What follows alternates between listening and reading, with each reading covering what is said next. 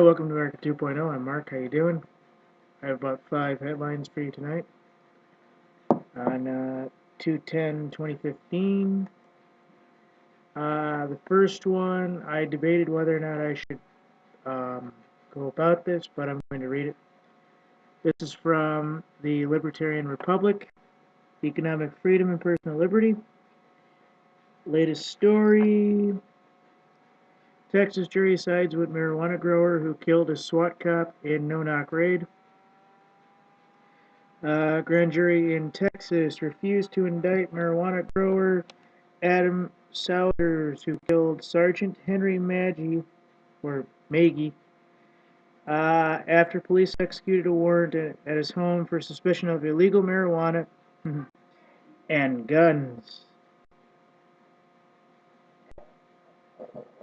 The jury heard that the SWAT team failed to announce their presence, which caused Magee to fire at the intruders, killing Sergeant Souders.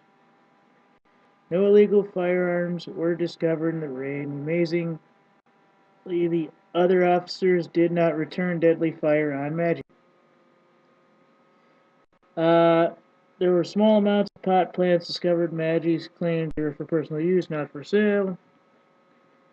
And Magee was indicted on weapons and drug charges, Magee was indicted on weapons and drug charges.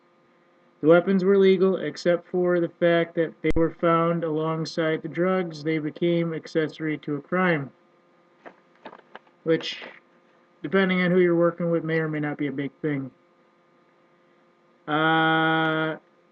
Jury failed to indict him owing to the fact that they were convinced Magee saw the officers legitimately as robbers and was convinced he was defending himself and his girlfriend's life at the time. Magee's attorney, Dick Gordon, said Magee did what a lot of people would have done. He defended himself, his girlfriend, and his home or his property. It was a tragic accident, but it wasn't a crime. He did what a lot of people would have done under the circumstances.